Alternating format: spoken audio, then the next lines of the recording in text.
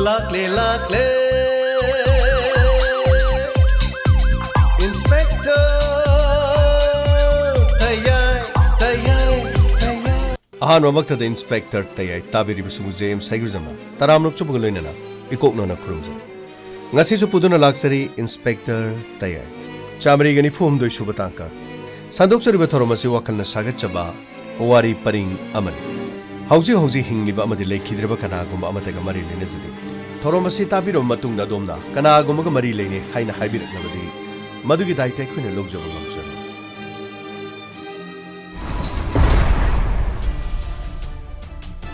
Gomay Kiam Kure Pamisher Sir, Masai Digi Palmani, sir. Was a power degree so high, dear sir? Madame Yorkate Haying Powie with the name. A saying of Punama going Hydro. Market where the Baksangi people must see the Queen of Marble. Poo Chadina, Wahang Pong, we have a hybrid way. Todo say Mahak Natana Pang Puk Nabakanasulate. Ying without Mana sing behind the Curry Pine. Masana sing behind Nabagi Masina Tanalati. Yengsi. Howsik, a sing behind a pride of Hybdo. Ying without us. Masagin Pasisu. Pang and de maso, Paneam can Mazania, sir. A so queen a labor to was you call Mama. Three so high dinner, sir. Ying. I ain't a you poverty yin without. I used the Sweden company. I you Kimatam, the Sweden of Kimha, demand Torkan. Mokoigo Mase. I you no man Mangai of them. Madugimata Madudi yin without it. Fagnisher. Adugane. Poor would say, but away at the go. Fagnisher. Matona de labors and him a saying no pazi. Was you probably so high, dinny? Cream to suit out in a massive. Sibo, Crino Kandi. Oh, Kanakana like Kanakana like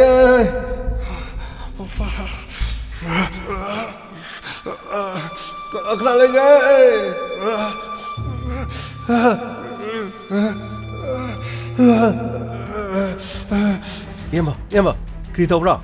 Yamba Crito bra. Hey, Isase, tak Nick put the note. No, you, Kachitorbs, your Momotors. I'm going to peep you, Pio. I could cry to give you Lorny. Sigimarong that you isolate and I cried to give you Lorny Yamba. Crino on the high of the ball. You, catching the view.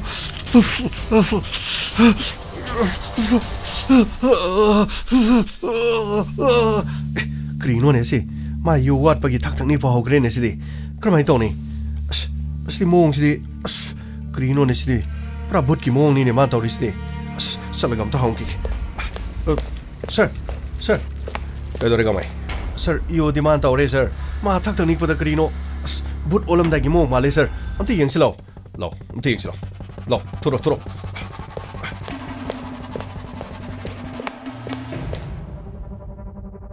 Moen,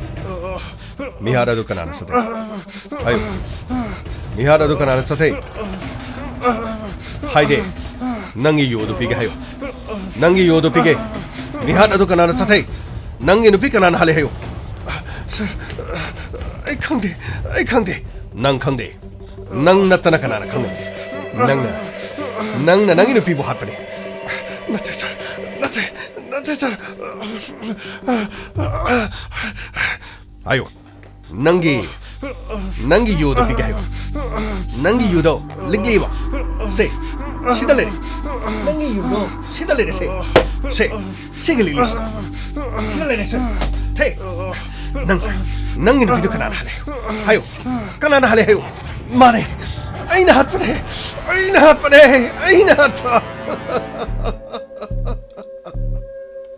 Sego, Steve, you was a bit of Mato Karam Hale. Green on it always you should be talked about. Zanico, Zigimatam said always go. Say, Takio, say. Seen in a drove a togana. A hing ama, you lily him high with the scene in it. Say, Takio. Say, Lily sida laire se ko. Se glass piura. Marina bade lai de ko. Marina bade yu watin khara le du ko mari ke da mangai re ko. Kita tuna ibiro. Kita tuna. Screen on hai ke da lai ra si so. Nang ge mo pek hai bi ba ga cha mana ga dori bra ne ai ba taw ri si bo. Se. Aduh ya, Lily itu pibro.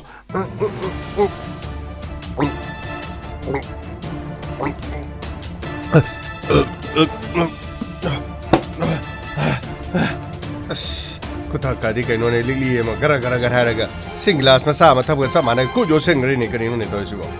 ya kerabro tada si ya bro kini nona tuh mina lagi kre kamai tunggu Pak nih sir sir magi yudi bita kre sir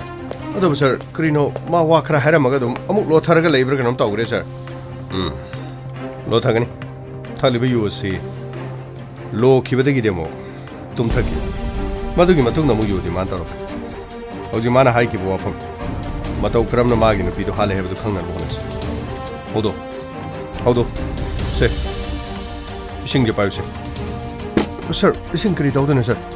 ising asina mamai de jalo aduga hawgalo yadragadi amuko ising lorgo mamai de jengadam gyan tar mahak masa nik pa pharing es wahang pang gadam hodo yamba mamai de thab si su yamba sir hawgate sir gamai khara kana kaune phani sir yamba amta hawgo kyose se yamba se tabra yamba amta hawgo kyose se yamba se khoi sarna kri no ma hai ge hari yamba tabra yamba mamai di singa jero sigi sina mamai de hejel ga lore da karino kai dorge kaino mais de singa jero isi karigino yamba di singa hejendra de krino gyanta hai bese yade anda mo gyanta adre de amusa hejena bane thai se ko sarna kno ma hai ge hari tabiba adom na hojing hakki mamangda adong inu pi adom na hale haiduni raja matau kram na dong inu pi da hatuna ai inu pi jenthegno aseng masing do khode mon hai ki aduga mafam asta sei charabadine isado phupam yaudi isado phupam yaudi haribasani gamai sir chai du pro sir sing habiu housing hakki mamang di yu thaktriне da adong inupi adom na hale haikraba aduga ai khoina mafam asta yu pirakhibadesu aseng mu haibri hayo kari damak na hana Nahak kinupibu matau kram na hatuna hayo nang inupi matau kram na hatuna hayo sir ai na hatpa natir rajan thegro kari na chinthiri nang inupi nang na hatpa na trabli kana na hat hayo nang inupi kana na hale hayo natrabdi mafam asida phubuda nang sikhibu chi nang gi pikli bana sa hom nang kari gi chide Nangi pikli bana chahum na karam na lengani aduga nang inu pi halaga nang na khangchin na daba sadana na thok tu no legani sini mado kaidong ngai de namang da phaw mangun nang inu pi nang na hat pade habisi aikhono mon ka mon na seng na phajana habi yama natrabadi aphabo ero haribisi seng na hayo gamai kari yengdun ledi sir laktari sir phupam yaw da basi da kri no tawbani ne sir ai jaki ayo sar ayo nang inu pi ma tokram na hale sir aina Sobita ai ma leiram drene ai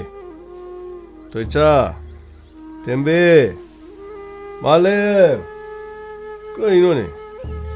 moi karam leiram dre jo kai jaga jano ne ai Sobita Male Ram leitin Kithien nga tang thoga board ki meeting tawang na natraga board ki office da ngahaktang leiru tare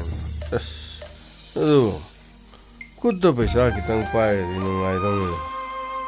mai sobita du karai chakadang uje phawba lakte ji mga sai de aina kau ju kaim ta da jala tai kana de nirun masai khata nirum ni na hoji amung niru du paisa piu yara roi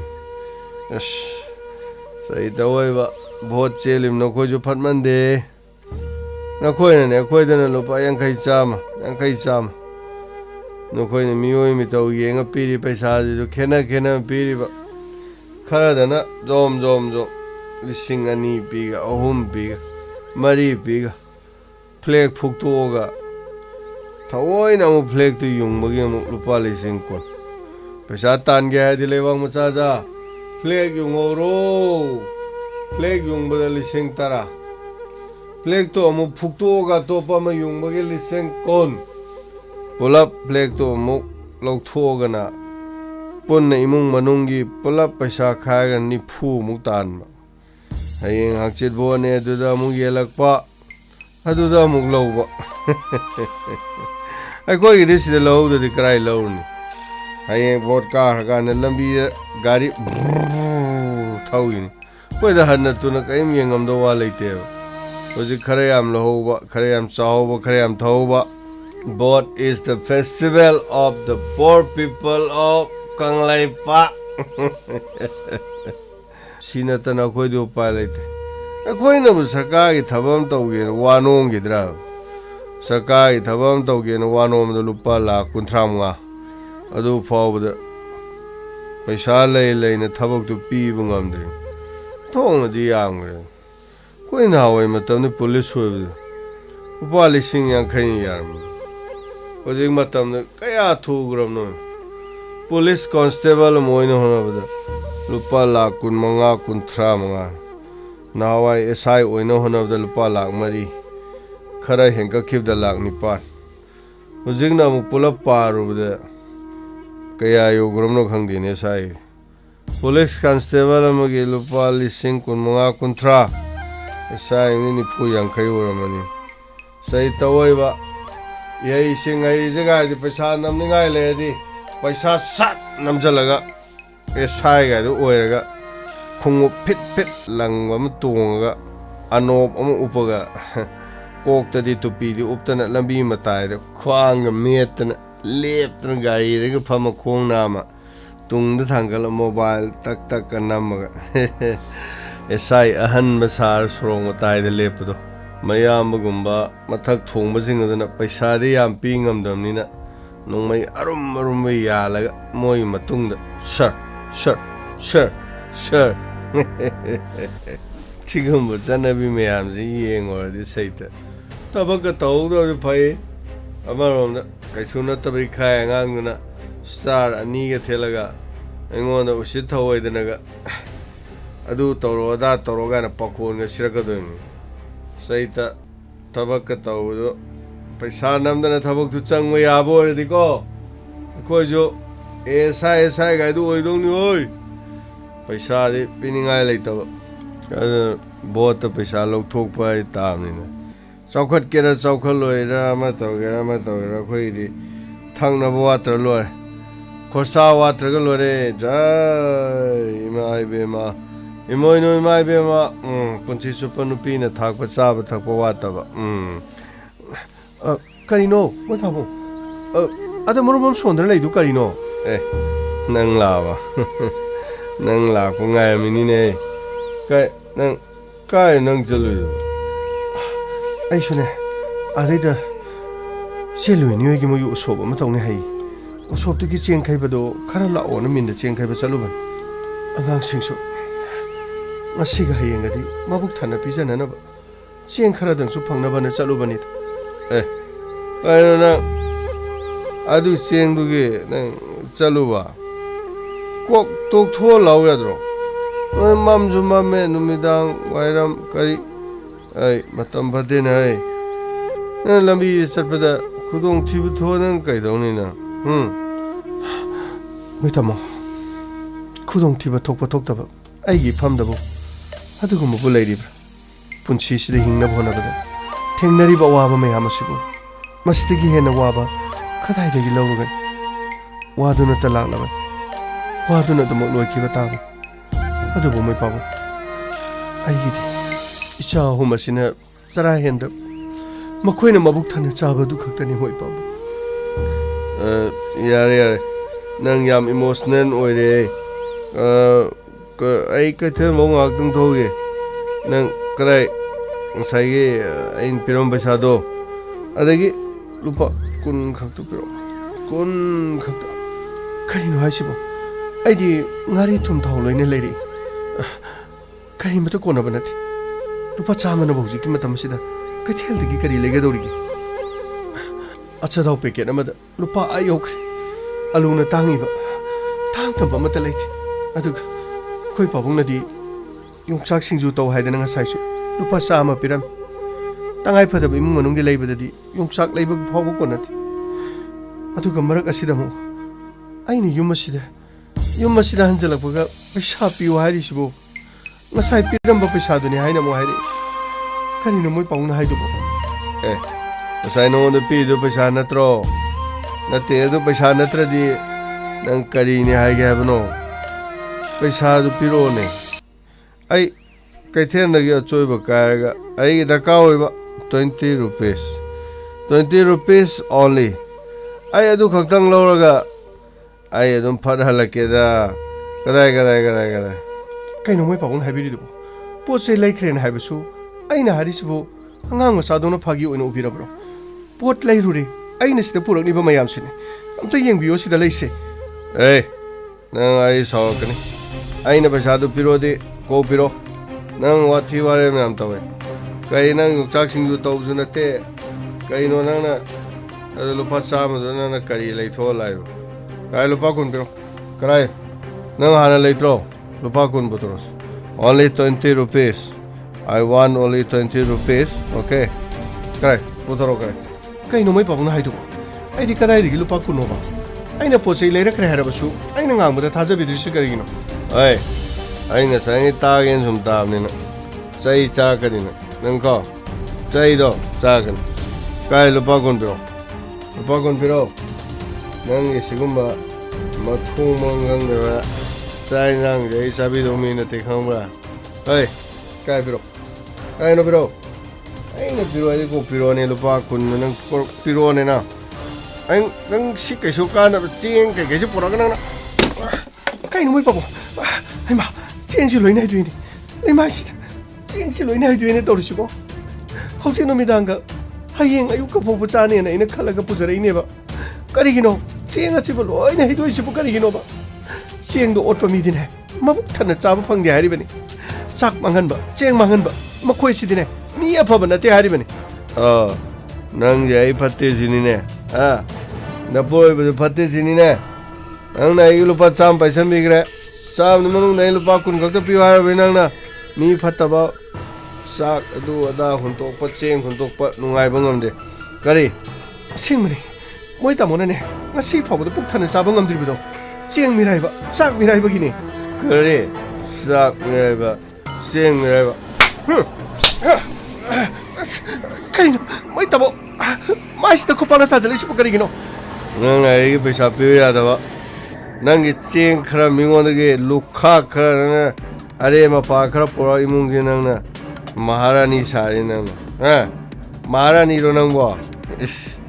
ꯆꯦꯡ ꯈꯔ ꯃꯤꯉꯣꯟꯗꯒꯤ ꯂꯧꯔꯦ ꯅꯤꯔꯨꯔꯦ ꯅꯕꯨꯡꯉꯣꯟꯗ ꯄꯤ ꯂꯨꯄꯥ 100ꯗꯣ ꯑꯗꯩ ꯂꯨꯄꯥ 10 ꯈꯛꯇ ꯄꯤꯌꯨ ꯍꯥꯏꯔ ꯅꯪꯅ ꯋꯥꯋꯦ ꯉꯥꯡꯉꯤꯃꯨꯡ ꯀꯩꯅꯣ ꯅꯪꯅ ꯑꯗꯨꯃꯥꯏꯅ ꯑꯩꯉꯣꯟꯗ ꯉꯥꯡꯕ ꯌꯥꯕ꯭ꯔꯣ ꯆꯩ ꯆꯥꯔꯛꯀꯅꯤ ꯀꯥꯏ ꯄꯩꯁꯥꯗꯣ ꯁꯠ ꯄꯨꯊꯣꯔꯛꯑꯣ ꯄꯩꯁꯥꯗꯣ ꯁꯠ immediately now ꯍꯧꯖꯤꯛ ꯃꯐꯝꯁꯦ ꯈꯣꯡꯐꯝ ꯂꯦꯡꯗꯅ ꯄꯨꯊꯣꯔꯛꯑꯣ ꯌꯥꯝ ꯊꯨꯅ ꯄꯨꯊꯣꯔꯛꯑꯣ ꯀꯔꯤꯅꯣ ꯃꯣꯏ ꯄꯥꯕꯨꯡꯅ ꯍꯥꯏꯕꯤꯔꯤꯗꯣ ꯆꯦꯡꯁꯨ ꯂꯣꯏꯅ ꯍꯥꯏꯗꯣꯛꯏ ꯑꯗꯨꯒꯤ ꯃꯊꯛꯇ ꯂꯩꯃꯥꯏꯁꯤꯗ ꯇꯥꯔꯤꯕ ꯆꯦꯡ ꯆꯥꯛꯁꯤꯡꯁꯤ ꯌꯦꯡꯉꯣ ꯑꯗꯨꯒ ꯅꯪꯒꯤ ꯂꯨꯄꯥ 10ꯗꯨꯅ ꯂꯨꯕ꯭ꯔꯣ ꯅꯪꯒꯤ ꯌꯨ ꯈꯔ ꯊꯛꯄꯒꯤ ꯄꯩꯁꯥꯗꯨꯅ ꯂꯨꯕ꯭ꯔꯕ ꯅꯪꯅꯗꯤ ꯌꯨ ꯊꯛꯆꯜꯂꯅꯤ ꯑꯗꯨꯒ ꯌꯨꯝ ꯑꯁꯤꯗ ꯅꯤꯁꯥ ꯁꯥꯟꯅꯕ ꯑꯗꯨꯒ ꯑꯉꯥꯡꯁꯤꯡꯅ ꯑꯍꯤꯡꯗ ꯇꯨꯝꯐꯝ ꯆꯥꯐꯝ ꯈꯪꯗꯕ ꯀꯔꯤꯅꯣꯕ ꯃꯣꯏ ꯄꯥꯕꯨꯡꯅ ꯇꯧꯕꯤꯔꯤꯁꯤꯕꯣ ꯃꯤꯒꯤ ꯌꯨ ꯑꯔꯦꯝꯕ ꯈꯔ ꯊꯛꯄ ꯃꯤꯒꯤ ꯖ꯭ꯋꯥꯔ ꯁꯥꯟꯅꯔꯒ ꯇꯨꯡꯗ ꯐꯝꯃꯒ ꯂꯩꯔꯒ ꯈꯩꯅꯤ ꯂꯧꯔꯨꯆꯣ ꯆꯥꯅꯕ ꯂꯧꯔꯨꯆꯣ ꯌꯦꯟ ꯂꯩꯔꯨꯆꯣ ꯆꯨꯔꯨꯞ ꯂꯩꯔꯨꯆꯣ ꯃꯗꯨꯒꯤꯗꯃꯛꯇ ꯅꯣꯡꯉꯥꯟꯗꯩ ꯅꯨꯃꯤꯠ ꯇꯥꯕꯨ ꯃꯅꯤꯡꯗ ꯐꯝꯃꯒ ꯌꯨꯝ ꯑꯁꯤꯗ ꯅꯆꯥ ꯑꯅꯤ ꯑꯍꯨꯝꯁꯤꯅ ꯀꯔꯤ ꯆꯥꯔꯤ ꯂꯣꯏꯅꯕꯤꯅ ꯀꯔꯤ ꯆꯥꯔꯤ ꯍꯥꯏꯕ ꯅꯣꯡꯃꯇꯁꯨ ꯈꯪꯗꯕ ꯑꯗꯨꯒ ꯅꯪꯒꯤ ꯂꯨꯄꯥ ꯀꯨꯟ ꯄꯤꯗꯕꯒꯤꯗꯃꯛ ꯑꯩꯒꯤ ꯃꯥꯏꯁꯤꯗ ꯅꯪꯅ ꯈꯨꯄꯥꯛꯅ ꯊꯥꯕ ꯉꯝꯕ ꯑꯩ ꯈꯨꯄꯥꯛꯇ ꯅꯠꯇꯦ ꯈꯪꯕ꯭ꯔꯥ ꯈꯨꯄꯥꯛꯇ ꯅꯠꯇꯦ ꯈꯣꯡꯄꯥꯛꯁꯨ ꯌꯥꯎꯔꯛꯈꯤꯗꯣꯏꯅꯤ ꯅꯃꯤꯠꯇꯨ ꯄꯥꯛꯊꯍꯜꯂꯒ ꯅꯔꯥꯏꯕꯛꯇꯨꯗ ꯅꯥꯞ ꯂꯧꯔꯒ ꯅꯃꯤꯠꯇꯨꯗ ꯈꯣꯡꯕꯤꯁꯨ ꯌꯨꯡꯖꯜꯂꯨꯔꯣ ꯅꯃꯤꯠ ꯑꯅꯤꯗꯨꯗ ꯈꯣꯡꯕꯤꯗꯨꯅ ꯌꯨꯡꯖꯜꯂꯗꯤ ꯅꯃꯤꯠꯇꯣ ꯑꯃꯝꯕꯁꯨ ꯑꯉꯥꯟꯕꯅꯤ ꯑꯣꯏꯒꯦꯔꯅ ꯅꯪ ꯎꯁꯤꯠ ꯊꯧꯋꯥꯏꯗ ꯅꯪ ꯀꯔꯤꯅꯣ ꯃꯣꯏ ꯇꯥꯃꯣꯅ ꯋꯥꯒꯤ ꯋꯥ ꯆꯨꯝꯅ ꯉꯥꯡꯕ ꯀꯔꯤꯅꯣ ꯃꯤꯠꯁꯤ ꯀꯣꯊꯣꯛꯀꯦ ꯍꯥꯏꯔꯤꯕ꯭ꯔꯣ ꯃꯤꯠ ꯀꯣꯊꯣꯛꯑꯒ ꯑꯩꯕꯨ ꯃꯤꯠ ꯎꯗꯕꯤ ꯑꯃ ꯑꯣꯏꯍꯟꯒꯦ ꯍꯥꯏꯔꯤꯕ꯭ꯔꯕ ꯁꯦ ꯀꯣꯠꯂꯣ ꯃꯤꯠꯁꯦ ꯀꯣꯠꯂꯣꯁꯦ ꯑꯩꯗꯤ ꯄꯩꯁꯥꯗꯨ ꯄꯤꯅꯤꯡꯉꯥꯏ ꯁꯨꯡꯂꯩ ꯂꯩꯇꯦꯕ ꯀꯗꯥꯏꯗꯒꯤ ꯂꯧꯔꯨꯗꯣꯏꯅꯣ ꯁꯦ ꯃꯤꯠꯁꯤ ꯀꯣꯠꯂꯣꯕ ꯑꯩꯅ ꯉꯁꯥꯏ ꯄꯤꯔꯝ ꯄꯩꯁꯥꯗꯣ ꯃꯥꯅ ꯀꯥꯏ ꯆꯠꯈ꯭ꯔꯦ ꯆꯩꯗꯨ ꯀꯥꯏ ꯆꯠꯈ꯭ꯔꯦ ꯍꯜꯂꯣ ꯑꯩꯕꯨ ꯍꯜꯂꯣꯕ ꯍꯥꯠꯄꯗ ꯅꯠꯇꯦ ꯅꯪ ꯊ꯭ꯋꯥꯏ ꯂꯧꯒꯗꯕꯅꯤꯅ ꯍꯪꯉꯤꯅ ꯂꯩꯔꯝꯕ꯭ꯔꯣ ꯅꯪ ꯆꯩꯗꯣ ꯑꯝꯇ ꯂꯧꯔꯨꯒꯦꯅ ꯍꯥꯏꯌꯨ ꯀꯔꯤ ꯇꯧꯕ ꯑꯩꯒꯤ ꯄꯩꯁꯥꯗꯨ ꯄꯤꯒꯦ ꯍꯥꯏꯕ꯭ꯔꯥ ꯄꯤꯔꯣ ꯍꯥꯏꯕ꯭ꯔꯥ ꯑꯃꯨꯛꯇ ꯍꯥꯏꯌꯨ ꯑꯩꯒꯤ ꯄꯩꯁꯥꯗꯨ ꯄꯤꯒꯦ ꯍꯥꯏꯕ꯭ꯔꯥ ꯁꯨꯡꯄꯤ ꯄꯤꯔꯣ ꯍꯥꯏꯕ꯭ꯔꯥ ꯑꯩꯗꯤ ꯄꯩꯁꯥꯗꯣ ꯁꯨꯡꯄꯤ ꯄꯤꯕ ꯉꯝꯃꯔꯣꯏ ꯄꯩꯁꯥꯗꯣ ꯑꯩꯉꯣꯟꯗ ꯁꯨꯡꯂꯩ ꯂꯩꯇꯕꯅꯤ ꯑꯗꯨꯕꯨ ꯀꯔꯤꯒꯨꯝꯕ ꯄꯩꯁꯥꯗꯣ ꯑꯩꯉꯣꯟꯗ ꯂꯩꯔꯝꯂꯕꯁꯨꯅꯦ ꯑꯩ ꯁꯨꯡꯄꯤ ꯍꯦꯛ ꯄꯤꯔꯔꯣꯏ ꯑꯩꯅ ꯁꯨꯡꯄꯤ ꯄꯤꯔꯔꯣꯏꯕ ꯃꯤꯒꯤ ꯆꯥꯛ ꯑꯔꯦꯝ ꯑꯄꯥ ꯈꯔ ꯍꯣꯟꯗꯣꯛ ꯍꯣꯟꯖꯤꯟ ꯑꯗꯨꯒ ꯃꯤꯒꯤ ꯂꯨꯈꯥ ꯈꯔ ꯖ꯭ꯋꯥꯔ ꯁꯥꯟꯅꯐꯝꯗꯨꯗꯅꯦ ꯅꯨꯡꯉꯥꯏꯅ ꯂꯩꯔꯨꯔꯣ ꯑꯩꯗꯤꯅꯦ ꯄꯩꯁꯥꯗꯨ ꯂꯩꯔꯁꯨꯅꯦ ꯁꯨꯡꯄꯤ ꯄꯤꯔꯔꯣꯏ ꯑꯩ ꯁꯨꯡꯄꯤ ꯍꯦꯛ ꯄꯤꯔꯔꯣꯏ ꯁꯨꯡꯄꯤ ꯄꯤꯔꯔꯣꯏ ꯆꯥꯛ ꯂꯨꯈꯥꯛ ꯃꯤꯒꯤ ꯑꯗꯨ ꯑꯗꯥ ꯑꯗꯨ ꯑꯩꯅ ꯅꯉꯣꯟꯗ ꯄꯤꯔꯝ ꯄꯩꯁꯥꯗꯨꯕꯨ ꯅꯪꯅ ꯃꯤ ꯑꯣꯏꯅꯕ ꯑꯩ ꯋꯥ ꯉꯥꯡꯗꯕ ꯑꯗꯨ ꯑꯣꯏꯇꯥꯔꯗꯤ ꯅꯊ꯭ꯋꯥꯏꯗ ꯂꯧ ꯇꯥꯏ ꯅꯪꯒꯤ ꯅꯀꯣꯛꯁꯤ ꯆꯩꯁꯤꯅ ꯁꯨꯃꯥꯏꯅ ꯀꯩꯅꯣ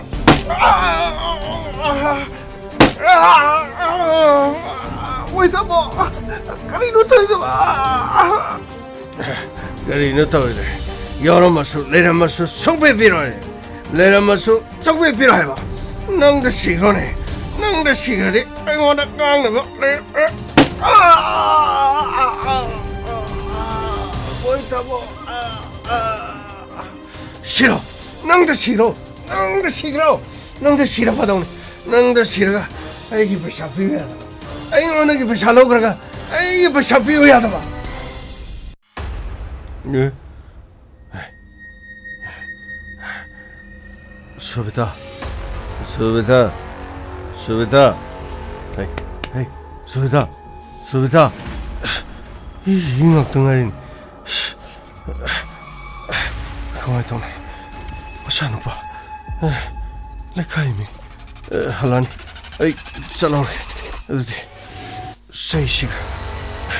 코치가 부키드 장토기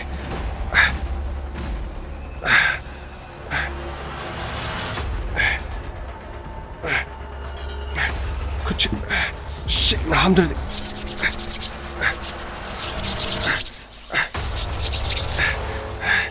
세이시로 이 장토기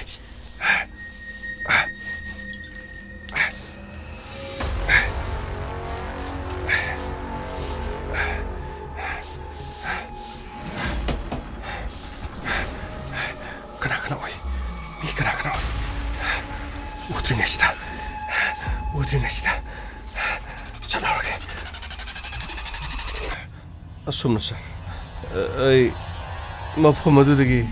에이 젤럭기 어디 에이나 시즌은 세이든 에이나 이코이 레럭게스데다 인콜라 마항을 마두기 와판 마락다 에이나 투미는 하실가 타면 ꯑꯗꯨꯒ 이khꯪ ꯈꯪꯗꯕ ꯈꯪꯖꯤꯟꯅꯗꯕ ꯁꯥꯔꯒ ꯑꯩꯅ ꯚꯣꯠꯀꯤ ꯀꯦꯝ ꯇꯧꯔꯤꯕ ꯃꯐꯝꯁꯤꯗ ꯐꯝꯖꯜꯂꯒ ꯂꯩꯒꯦꯁꯦ ꯑꯗꯨꯕꯨ ꯑꯩꯒꯤ ꯋꯥꯈꯜ ꯑꯩꯅ ꯑꯩꯒꯤ ꯅꯨꯄꯤꯕꯨ ꯍꯥꯠꯀꯦ ꯍꯥꯏꯅ ꯄꯨꯝꯅꯃꯛ ꯑꯩꯅ ꯇꯧꯈꯤꯕ ꯅꯠꯇꯦ ꯑꯩꯅ ꯄꯤꯌꯨ ꯍꯥꯏꯕ ꯄꯩꯁꯥꯗꯨ ꯄꯤꯔꯝꯂꯕꯗꯤ ꯉꯁꯤꯁꯨ ꯃꯍꯥꯛ ꯑꯩꯈꯣꯏꯒ ꯑꯗꯨꯝ ꯂꯩꯃꯤꯟꯅꯈꯤ ꯀꯔꯤ ꯅꯪꯅ ꯄꯤꯌꯨ ꯍꯥꯏꯕ ꯄꯩꯁꯥꯗꯨ ꯄꯤꯔꯝꯂꯕꯗꯤ ngasi phawba leminagani paisa du pi debagi nupi hat pauna bro ha chai mana nangi nupi du gi makok ta nangna thomni ba chai do inkhola ma da lei haba natro Gamay, sir. Ngahak leraga say the lobo chakadaw. Pangni sir. Aduga nang inupi the lupakun piu yada bagidama. Nang inupi with say na tom don hatpangama. Wakal kajik ta pawbatada. Sir, I so without no and the I wakal pataba ngawdris. I so without any ham nuksijabris. I need am nuksijab. Oh, nuksijabagiro nangna. Nang inupi hali to nuksijabagiro. Nangi pick even assassin. Kanani go hogani. Ha. Nangi pick even assassin at the boo. Kanani go hog the gay. Nangi nane bokotuna. Howsy. Angang sing at the poor lady. Ahan tangda. Angang sing aduki kumai and dunali zagadaba. Nangi nane bokotuna. Nangi pick even angang sing senadun lady ne. Adu kyamna puksiel pikpa. Lupa kun kaktagidama. You karatak na nabagidama. Yaw mama tak na nabagidama. Sir. Sumtak rabaninas. You the light chudanas. I hojik holy batanis. I know you right chudana in a horokomatam, sir. I am no why, sir. Midang where I'm yoselak put the. You karatak rabadisa. Ay yurai horokani hayden. Ay loina vida lupa kun piu hay ke benesa. Mana lupa kun tu piram labadi.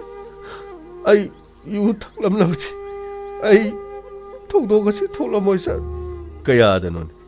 Lupa kun piho do bagi nang inupi do hatpani. Nang inupi do nalai kita bagi nungai tabado nong wanda faudin. Angak pani. Nang na yu takpuduna. Nang imung manung da mahilang ni. Nang na yu thakpuduna nangi imung manung na sa sing laire na bagi macha nangi imung da lekha ta na macha amori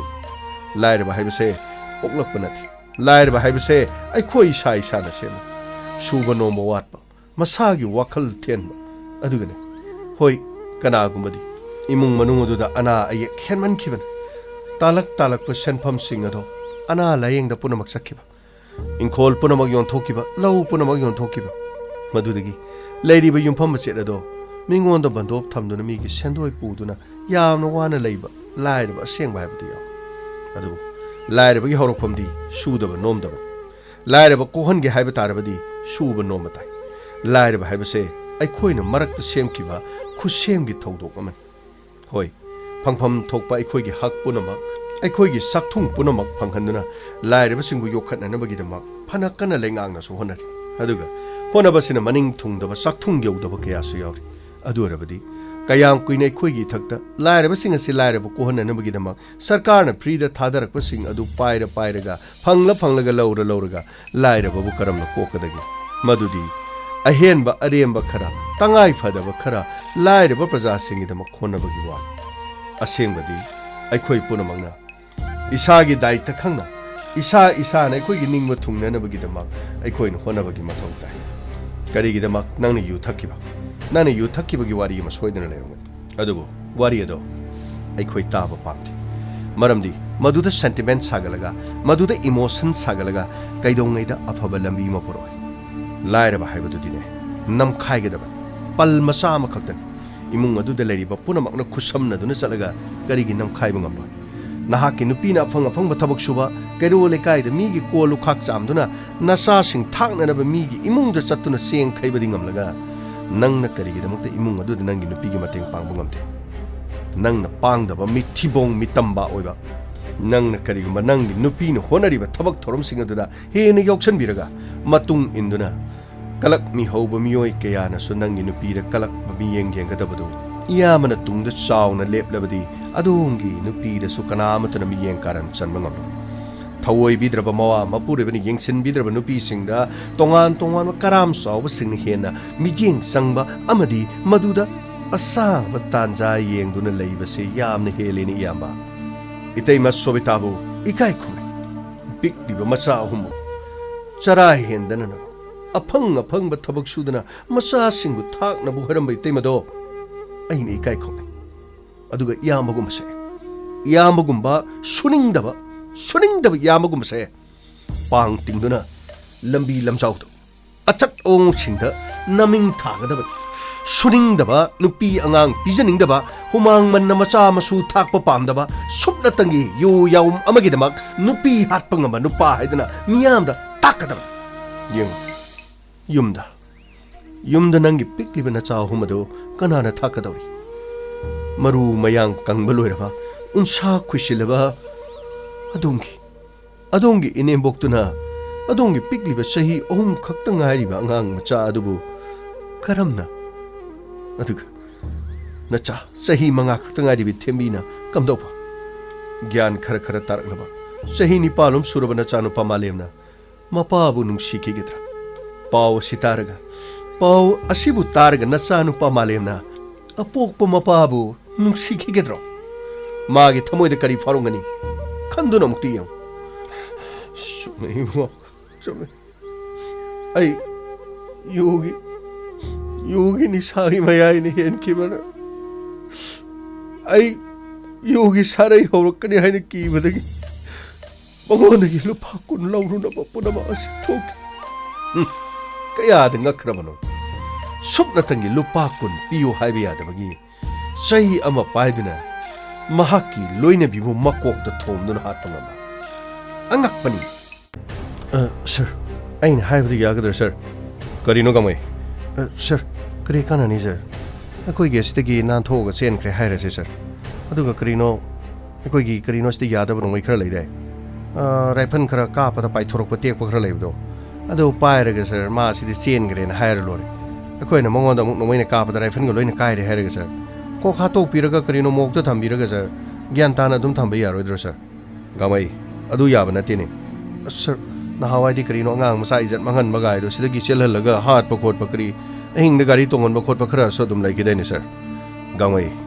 madugi matam do naman madugi maya madugi case ai gi thakte inquiry toriban ai bu kadai da kari toribagi haiduna yengsin ba tim ama leidiban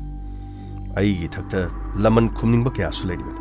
ado dikhang ide sir ado yi sum yara ge hatok pi khraga ko karino brindavan prapti ohelaga karino sorat tu kok solhala lore karino magi no pidu go punna dum sonjarga leijani adum harau nu ngaina ada karino atiada punna lemina na ba masa sing du gidi sir karino mabok na so honari karino tawraga sir gamai adu yaro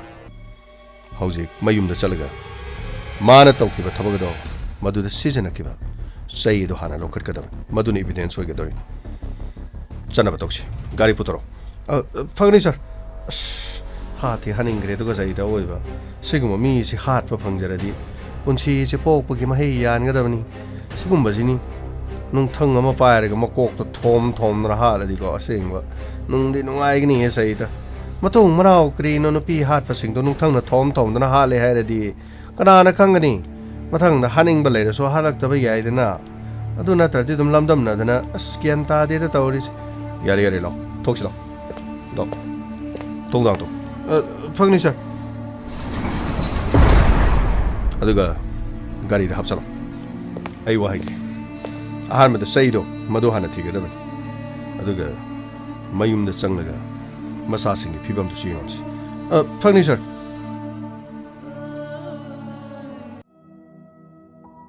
Ibungo लाउने हे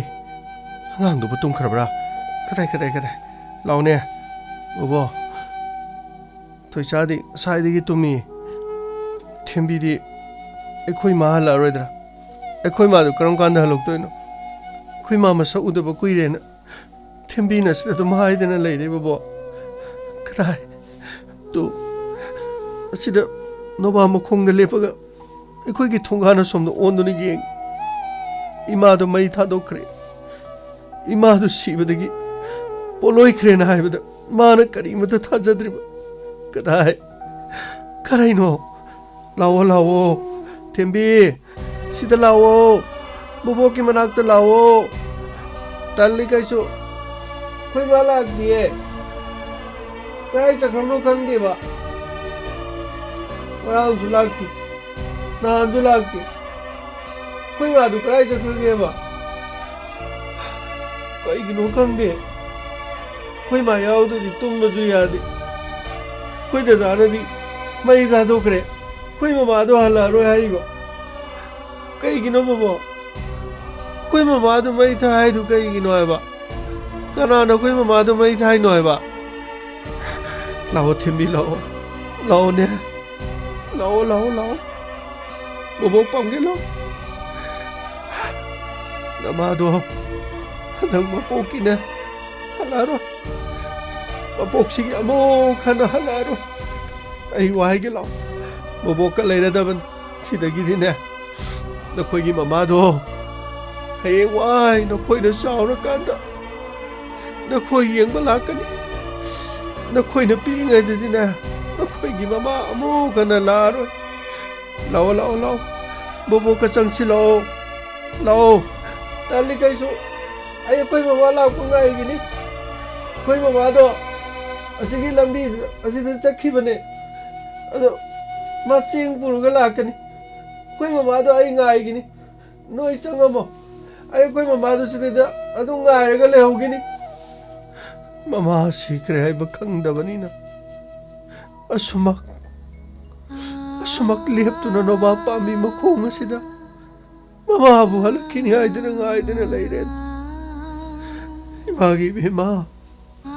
Thong no ngai re da koi ma. Asigumba kaya sibu una na bagi oira malin. Ai na poli ba ma poks. Magi be ma. Nang di chat khrabani na. Ono mak asi khang la roi tu.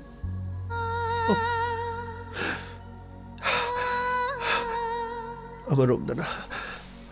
police na mapa do phakri bedu. Karino. Lok thok na ba paisa chu leiti. Cha na ba di hairu no. Karino to godori bas. Kana legi no khoi bo. Khuram cha. Ai khoi lei jari. Karino cheng sa khara. Purak tana lei re. No koi loksan na bu ko na ba tausi be ma. Lekai gi karino sengyen thauyen yauram yuja la yau da ba jala. Madusu ai di khangdre. Sha sina phatta bani na. Ai khoi na su han yeng da ba hai ba du. Ma na yu thakta da na gyan ta na leibo ra ba di. Masi punamak se thok loi da ba. Adubu. Karino ngang sing di chara hen ba ya de be ma. Nahang na su Nasa ningon gini khandana nasu jingini khandana leire ko adu karino police na phagi ba khot ki baduna maduna kari pau tare kari haire noi khangbra da satane ko ju hangada badu hangba ngamdre adubu ma mangna di adu makti tawngani haibadi thajate phare ai na koi kana no adu cheng du pusalo ne so na kan si thamula ne so na pusalo kari mane na koi yeng dari no koi paisa lo ne khuramcha na mating yamna pangbi ai su yum dagi puba yaba kharadi purapa isu sing asigi khandan kari su khalunu bema ai koi su sagai na tai paliban mana mong sa da baduda hanna tu na yengdaban punamakse mana chinjak phattaba aduga chinjak kamadagi tawriba thabangni ko haukhre dana angang ahum asigi maraiba kari oigani haujik akhoi khandaba yadabani kari tawre yai masina sida u makhongda leptuna leiri si kari tawraba khuramcha mama lakhidra nahandagi mama laktre haiduna mama habu ngairi bani kari no ne hari sibo hai thembi laune thembi nangbo laune ipugi manakta laune sida laune talli bubu koi mama ngai ni koi mama do sei lami jina cheng lo bu chagi bane sunga laktre ba koi mama do ya no patte koi mama ngai gi doini kari su khangjadri ba ngang asini ngang ni wa sengone thokpani da ko asigumba singa sibu thokani ai ba sibu mapa hasina khangda barani mana yu thakchandana mana gyan ta da asigum labangang singa sin uthorok liba thamoi kai ra ba mong matau kaya sibu yengdana laiki ga da 사가이 할라모이나 아이 사이다 오이바 시금 머싱가 시부 오나바라네 에 따이방 마푸 까리노네 따오리시보 라오네 템비 라오네 뽀뽀와 하이게 라오네 낭보 딸리 까이저 뽀뽀 아이 거이 말락지보 시다 좀 레빨라이니 아이 시다 좀 레빨라이니 하이지 그럼 따오리 마시디 온톡번이다 까리 따오리 마시디 에 까리노 police गाड़ी line high highway में police गाड़ी line है ओए खुराम चा पुदरो मखुरा도 다독해야 되고 탁니션 이봉어 가리노 강시부 मखुत 핸컵 ꯆꯟꯗꯅ ꯇꯧꯔꯤꯁꯤꯕꯨ ꯍꯧꯖꯤꯛ ꯐꯥꯎꯕ ꯃꯍꯥꯛꯄꯨ ꯌꯨꯝ ꯑꯁꯤꯗ ꯊꯥꯗꯣꯛꯄ ꯂꯥꯛꯑꯕ ꯐꯥꯎꯕꯗ ꯃꯈꯨꯠ ꯄꯨꯜꯂꯤꯕꯁꯤꯕꯨ ꯏꯕꯨꯡꯉꯣ ꯋꯥꯔꯧꯕꯤꯕ ꯌꯥꯗꯦ ꯄꯥꯕꯨꯡ ꯑꯩꯈꯣꯏꯅ ꯆꯤꯡꯅꯕ ꯄꯨꯝꯅꯃꯛ ꯑꯆꯨꯝꯕ ꯑꯣꯏꯔꯝꯂꯦ ꯀꯔꯤ ꯍꯥꯏꯕ ꯀꯔꯤ ꯑꯆꯨꯝꯕ ꯃꯥꯅꯦ ꯄꯥꯕꯨꯡ ꯑꯗꯣꯝꯒꯤ ꯏꯃꯧꯅꯨꯄꯤ ꯑꯗꯣꯝꯒꯤ ꯏꯆꯥꯅꯨꯄꯥꯁꯤꯅ ꯍꯥꯠꯄꯅꯤ ꯃꯥꯅ ꯀꯔꯤꯁꯨ ꯅꯠꯇꯕ ꯁꯨꯞꯅꯇꯪꯒꯤ ꯌꯨ ꯊꯛꯅꯅꯕꯒꯤꯗꯃꯛ ꯌꯨꯔꯥꯏ ꯆꯨꯔꯛꯄ ꯃꯇꯝꯗ ꯌꯨ ꯊꯛꯅꯅꯕꯒꯤ ꯄꯩꯁꯥ ꯂꯩꯇꯦ ꯍꯥꯏꯗꯨꯅ ꯃꯍꯥꯛꯀꯤ ꯅꯨꯄꯤꯗ ꯃꯍꯥꯛꯅ ꯁꯨꯞꯅꯇꯪꯒꯤ ꯂꯨꯄꯥ 10 ꯄꯤꯅꯅꯕ ꯍꯥꯏꯈꯤ ꯑꯗꯨꯕꯨ ꯂꯨꯄꯥ 10 इतेम सोबितागी मफमदा लेखिदी लेरबसु पीरोय हाइना खनकी मरमदी इमुंगी अवाबा खंगदबा मसासिंग मबुक थाननबगीदमा नुमित अदुमक्तदा महांगना हालिबा नुमित अदुमक्तदा महाकी फिजीदा फिरेइदा मीगी चेंग खैरुबगी चेंग किलो अमनी फीनि योमदुना मथबा योमसिलगा पुदुना लाकी अदु मदो पैसा अदुगी वहौदा इतेम सोबिताबु मकोकदा सैना कंथकी चेंग अदु लेमाइदा पुमसाइ साइकी मदु खक्ता नतना लुपा 10 पियु यादे हाइबगिदमक हन हनै तैम सोबितागी मकोकदा मागना सैना कंथकी करिनो हारिबसिबो इबुंगो हारिबसिबो नखोइना सेम सादुना हारिब्रा दुगा मसिमकपु मोहेना मसिमकपु बाबु मागी मसिनदगी ताबियो यम्बा हाइबियो आहलसी मवांगदा दोमना हाइकिबा आइखोइदे पिबे स्टेटमेंट दो सेंगना हाइबियो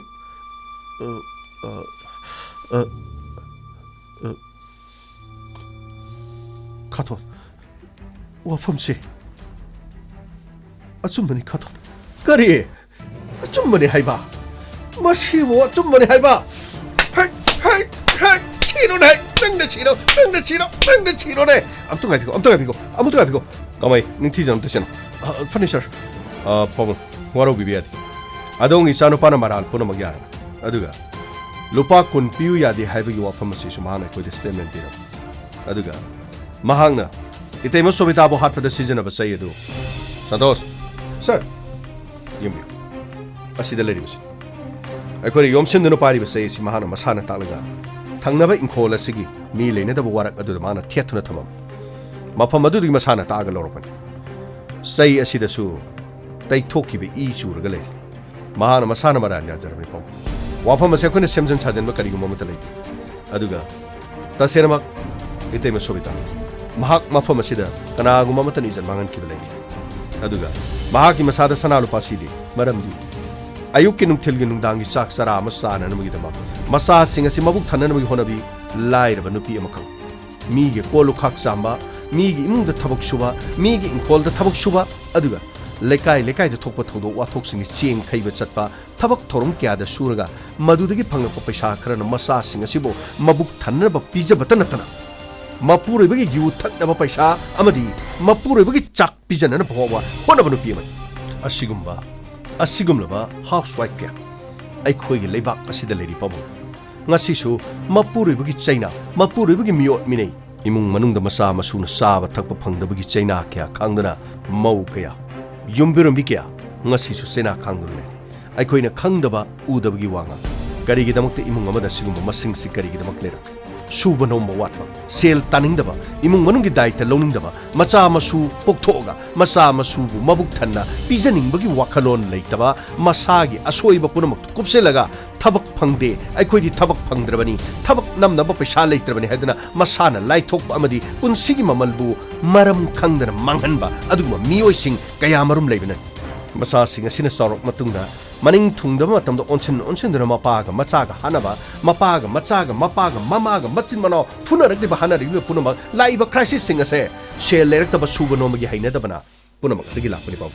karigum matamda isana isagi thabak amadi isana aikoi hingliba punsi ase karigidamak hinglibano amadi karigidamak malay masida laknibido haibido munna neinara aikoi hingliba punsi ase artha khangnanaba honabagi mathau tai aikoi karigidamak malay masida lakni aikoi gi thodangdi aikoi na pokliba aikoi gi phurup asida aikoi na phurup ki chanabi amadi aikoi gi chana kanglon punamak ngakpagi mathau tai taksi kasiron khangbatai isilinaw mama mapa macha masin manaw punamak khangbatai masigi matungda aikoi da leiriba aikoi gi skill kaya marom seasonaduna aikoi na haijaba kaya muk season sana sen tana honabatai maduda ngamdaba tarabadi sana haijananaba senthok leinanaba thabak amada tamsinba amadi khangjanba haibase mahi tamingai matamdigi honabagi mathau tai khutta sel thoktraba khutta sel paidraba isagi senthok leitaba oirabadi yum pandaba na phai pabu isana yum panba haibase achouba khongthang ama thangadoi senthok leitringadi yum pangi hairabadi lairabada baton tawbaga chapman pan dukan masing hengkananaba bender masing hengkalaknanaba yumdagi mana suba noma ngamnanaba honarakada karisu haitringeda nganna kaithel taraktuna kaithena pot yonba yorokpada makokta hingbagi paisa tanbagi wakhalo leitraba aduna kaithenda business torokpadadi kari tawbatai puthabaduna machak oiraga lairenabagi machak ama oirakpadai sen tanbra haibo migi sendona khwang kosilakuna suna nomna migi mikha polakpa haibase masana tabani pab waro bibiyadi pab adongi sanupana lakiba mahaki punsi khongchat madu ningsingloraga aina wafam asi khara thamjab masi punama asi hojiki mahana khanglabasu karisu kanaba lena maramdi mahaki nungsijaraba mahaki loinabi mahaki makhutta aduga pigli bangang singa sina matau karamna muhingo madugi matangduni pabung aikona nungaijatribati ibungo inspector nahang na hairiba wafam singadu kakpa yadraba wafam aigi sanupase yaman hundoklamlaba masana suba nomadi kaya heiraktaba mahi masing tamlibani haidana larikta thawai yauna leiribani haiduna leirab aduga sausilakko matamdana thabak inkhang tawbada sarkar gi thabak haidana adumak leirakko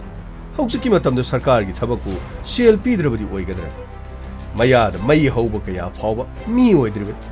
aduga larik tamluriban tuition tawye mana haijaba lamamada honabai लारिक मरी लेनद्रबसु लारिक तमकपगी Coke अदु सिजनरगा मीगी थबक सुबय अंगम अफंग थबक सुदना मदुदगी फंगलक पैसा सिंग अदु तुंगसेलगा माना पामजरिबे लंबी अदुदा खजिक ओंकतना लंबी अमदा चलगा मतिक चाबा मी अम ओइगे हाइबदो खंद्रिबे या मदुगे तेई मदुगा लेखिद्रबा मतुंगदा थबक तौनबसु लेते अदु तौदे अदा तौदे हाइदना निंगबा कारिबनि हाइदना यु थगलबनिना करि तौरे mayum makai palaba matungdadi kariguma mata hayodre kariguma mata khangodredana madudagidi mingondagi khara pusan khara laksan sadabadi yada mayum palabani na masa yauksalaglabani na doctor ga samnadaba yarak maduna suloidi ama khaktanati mathang angang ahum kariguma plan amata planning amata yaudaba punsi amada hinglibani ni bungo maduguma kaya do warodana ai khoi su hanna tungna matam kharadi yengudre bungo sumi angang singa se haujikti mama mapa kanamata leitaba haibadu oigadore adubu ibungo inspector aisu sagai gi leiriba angang sing kaya tanaraga sing sa kharadi makoi matam khara chana ba puragli masina roiba nate hona bataba sida leiri bibi masina manembo yeng batare dane bungo leihoriba khoi mayam sangdana yengaga angang singa se mabukti thandrabasu saradi hendana bhona batare nei bungo thokpani da ko mohen lemna mangi da ko larik tamdana phaba mi mo oidana nangu leiram badaina kari gi wakhal adu yaudri larik khaibagi na ko adu season nari badu sarkar gi thabak tawdrabadi na khoibu mi oiroi haibrane sarkar gi thabak tawrure check suba yadi sarkar gi thabak tawrure business macha tawba yadi haiba leibrane hingnabagi lanfamdadi nukhak samlabasu chamata honaba yabadi honaba taini mirak tillaga loiraba natro ngasi malem asida leriba masak maming nairiba mioi kaya mana mai pakpo oikiba singsi haurakpada makhoigi wari nei natro noibo nakhoine larik tamlibadubo karida tamlibano ngasi phawbada mi oikiba mi singi wari munna yengo munna nei no पुनमक्सिंग अदु ताबदा तु चुंग मंगाक तो ओइगनी तु चुंग ना होरखिबा मी सिंग अदुदी अवाब मसक खंगबनीना अवाब मी बुसु नुंगसिबनी नखोइदी यामदुना लौ सुरगा मधुदगी फंगलक पैसा अदुना नहिना सिंग तमहंदना लारिक तमहलिबनी हाइना तमहलगा मही चाहद्रिंगे ngannna nayum pansil nacha puksile मधुदगी ननिंग थुंद्रगा यु थक्चलगा लेरगा करी अफबनोनि ओइगदोरिबा इंगोय नंगी नुक्सिरबा नचा अहुम सिबुदी आई खोई मयाम संगदना योक्लगनीने अदुबु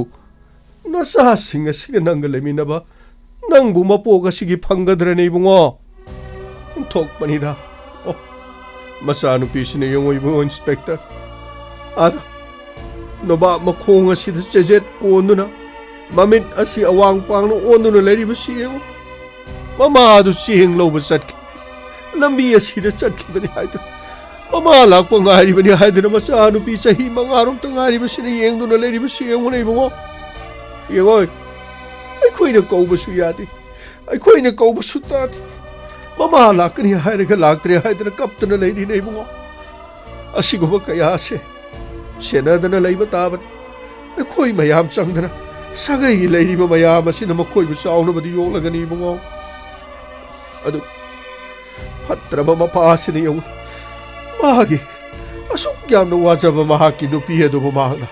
सैना थोंगदना हाले हाइने माबु मकोक असि कदाइनोने चैयबा पाइरगा थुगाइदुना मकोक तुमदबा हाटपना आइबु फगदबा मालिने अमुक तैबु आइबु अमुक तंगाइको पाबु अमुक तंगाइबिको अमुक त गाबै फर्निचर इमा अदोंगी शानुपी हाटपा मी हाटपा अदोमना अदोंगी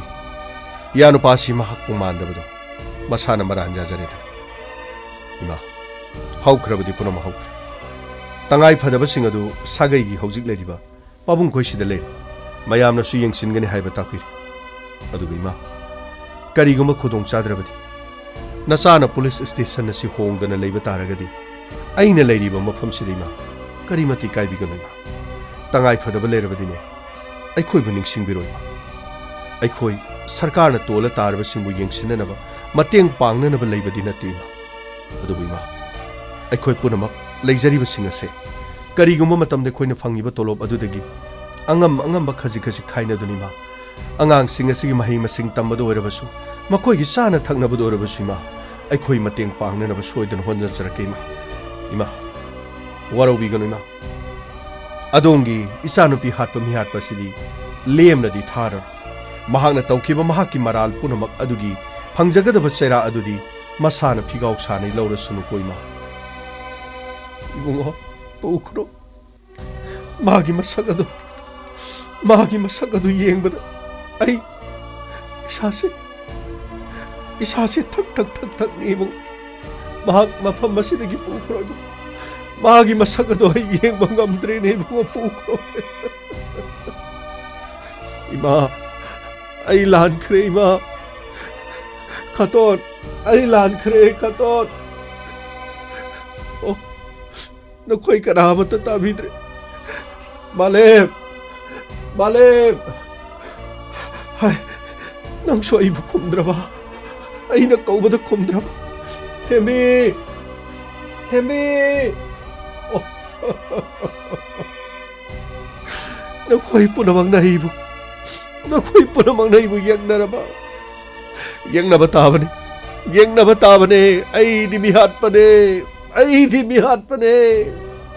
kari sunataba ni sayu nangi damakta ai nai nung sirabi loina bibu ai na minung silai tanhat ki bane ai na pangjaba tabane punamak ai na pangjaba tabane as yare yamna mu kapsan loksan na tawre mittege mu piga su tale as yare se yamba gari da kasi se gamai hapchalo pani sir adudi pabu ai khosu yongna na ba fare bungo mara leraba mahakti ningthijana cherak phangaloi bungo magi matawasi uraga kanaguma singna lamdam nadana amuk hanna mahak mafam masida halagtana kaisum sangda mapunsi chupa mahaki nupi bu hatpagi dabang ibungo kaisum sangda thamuk ai khoi di magi khongol amuk hanna lirak laroi dabani bungo amuk हन्ना लिरक्लरोइदबनी चसिलो गमै गाडी थोरो थग्नी sir ज्ञान तादे sir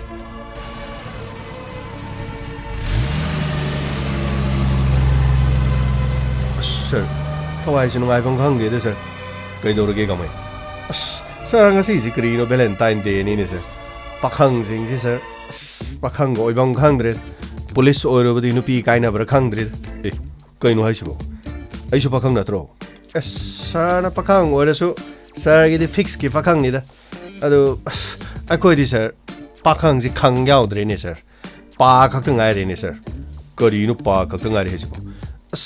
sir khang do di sir nupi oraga khangdam ni na sir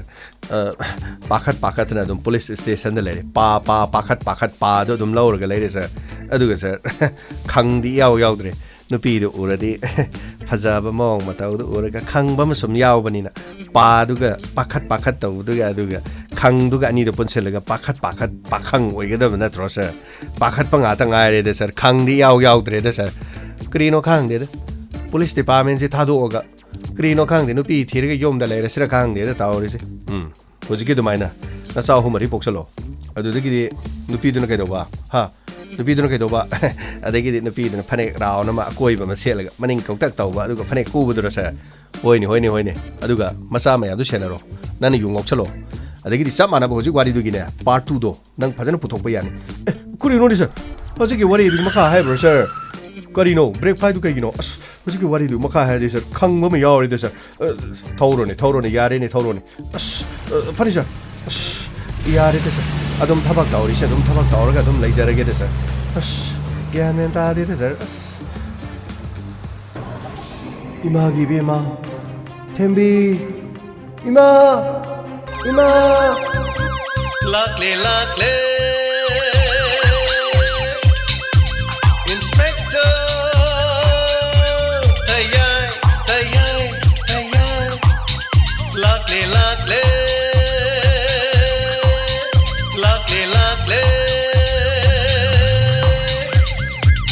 Inspector Tayai Uthanaba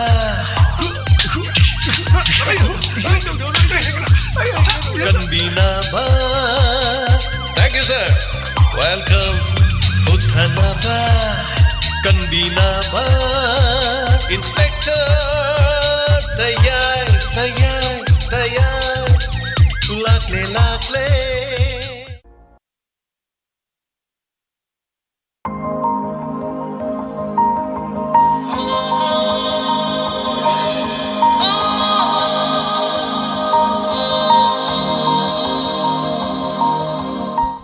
Hanana Tagachari, Nasigi Inspector Tayai,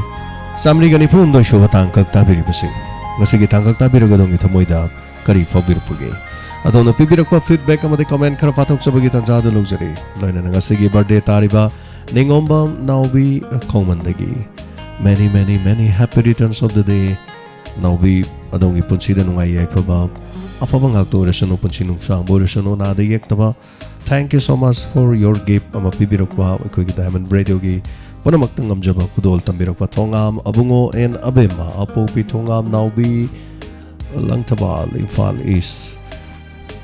Many happy returns of the day. Nasigi Mapona Mitari Manuksiraba, Ngangani, Linana, Naubi. Adomadongi Punchida Nungai Pavana, the Yektaba Punchinum Sang by the Wederson, Palim Patogi Shibama Tom Lom Toduna.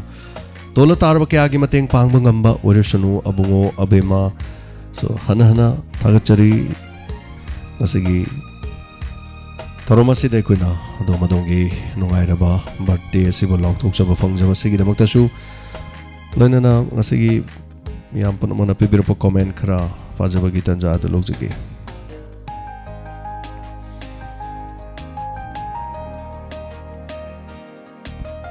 Joy Sri Devi Tagachari Matam Supada Na Devi Ektaba Miyangi Shiva Tobungambo Oibiu Ibungo James Sanata Pireso. Thank you so much. Hana Mitna Kong Yamasing Hali Inspector Tayai Na No Tapire Tagachari. Thank you so much. Nadaga Birendra Mangang Tagachari Vote Ki Flek Fukpa Yung Bas Se Loba Yung Oroba Su chumnadi hai adubu lupa kungi nupi hatpadu jailda potharasana yes thagachari Premosan thagachari lupa kun piu yadabagi damak magi nupi bo hatpa masi yu haibani sasinani asigum matabada tujung laba thodok kaya manipur gi mafam kaya da thoki bagi pau takre yamna nungaikte mohen gi masasing gi khalubada yes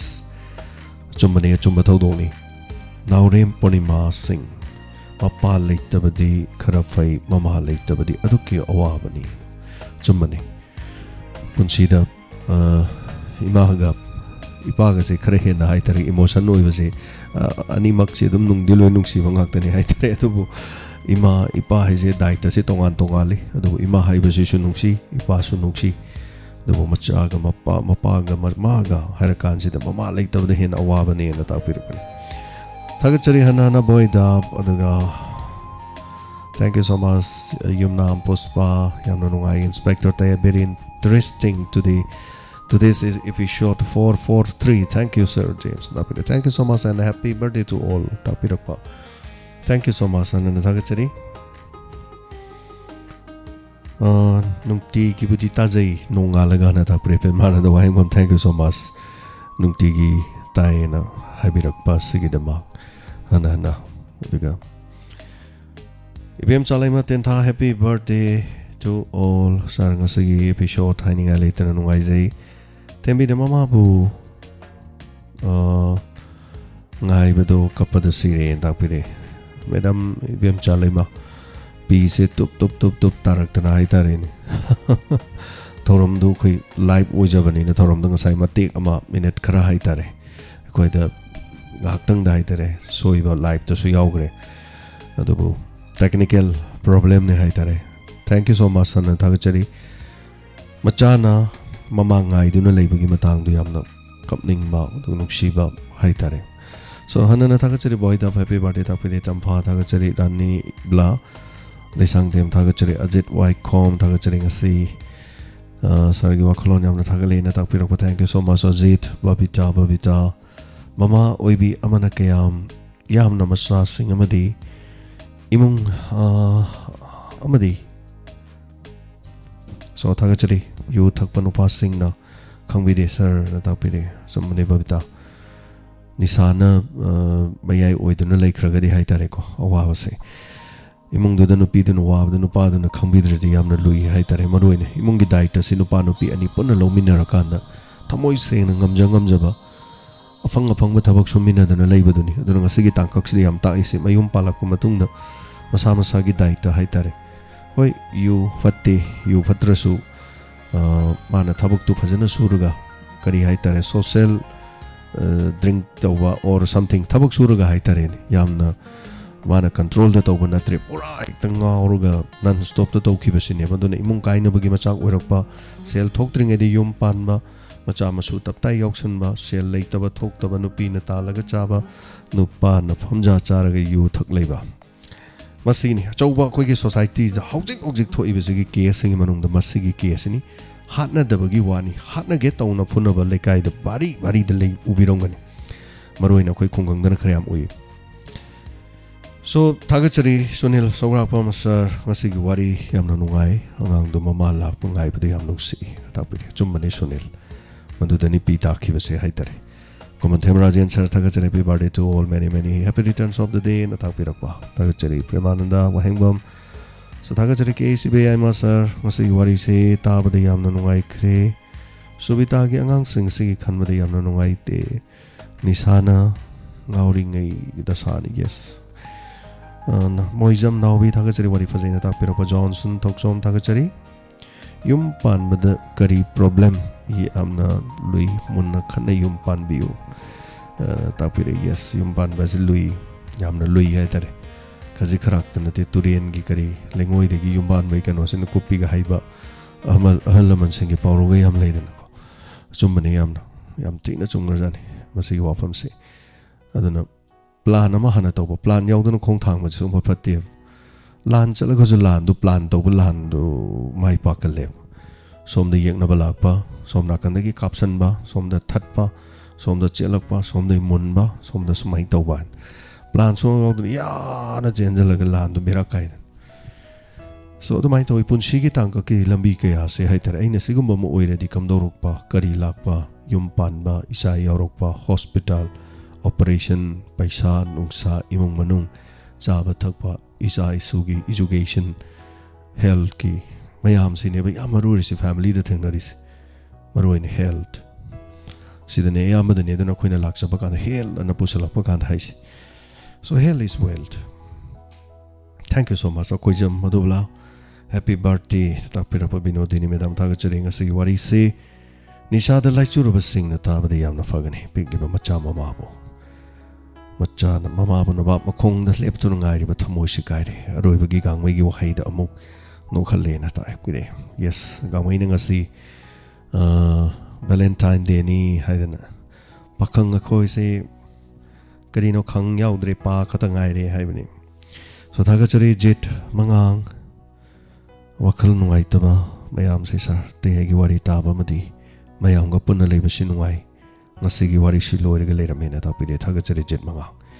achumane ai gi nungai taba ai gi wakhal ai gi pungning warak pan natra ga phatha ba ngam da ba matamda mayam das maina live the changba wari watai friend oiba haijau tare yam chauba marup mapang ama anouba ma haitare chahi manga sida koina marup kaya thengnare sagai gi mioi kaya che chal marup mapang koi lenga maya ma khoi thengna jare radio si tawbudagi hana leiramba marup mapang singdagi he na haitare aduki matik yamna leire chauba family ma aduga sumba family sida koi pundana koi masin nungai ba wa da mateng pangna ba haitare so thaga chari jet manga so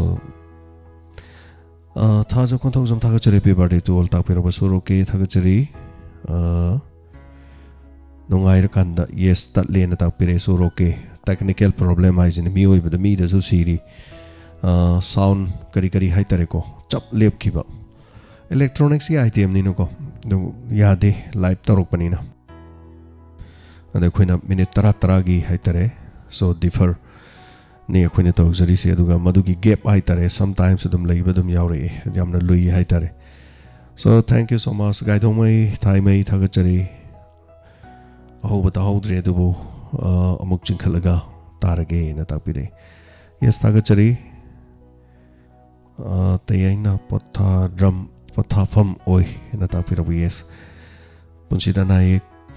yaudaba with you every day we will pray for you natapire thank you so much god on my time for the praying for my life ipunsi gi dama pray to bi bagi dama khai tare aduga thank you so much ina dum haija krai ju saji am phatta ba mi ni hai tare so yo maga leiba but do ai su nungai jai sumain toro kanda ai nungai to ba mayam do ngasigi tangkak ama mai pa aba matung da nungai ba sor sang no hondok chabagi nungai ba leijai mayamna taraga nungai biba aina sanduk chabagi nungai jaba pakpa pukrambam thaga chari deni nauribam tawai ngahaktang okay joy mati debe thaga chari ngasai wari se am nungai kapada kokchi wari sagat pada sarsu yam waramgani yes chumbani takpiri ba wafu mai tare arai badi oide wari sagat pada tamfa thaga chari inspector Tayai gi ngasai gi episode nungsi thamoi kaire kapada lori takpiri thank you so much bigirani sagol se salupa kun gi damakta mahagi nupibu hatpa tabada kiba mayawi angang ahum sigi khanbada nungaiti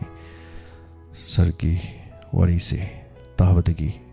yu ngauba singsi gyan taba oirasanu thaga chari rasana thoi sarki wari amna fazai gamaina naire yes thank you so much nauba ke sham wari se duki mating nungsiba fazana kapkre dana sar isagi nungai na bahona bada mingonda awaba piba sisu yanu fatte matam punamakta sar banai yaudo boy bio tapire thank you so much Robert Jumnam ngasigi wari tabada pende thajada ba thodok ni magi nupana magi nupibu nungsi khraba nupibu masagi nisagi meyain hale na tapire chumbani wanam Jackson thaga chari sir ahingama yo bottle ma ko gamna lai taw amadu Drubagi ito haiba ito amadi Drubagi yes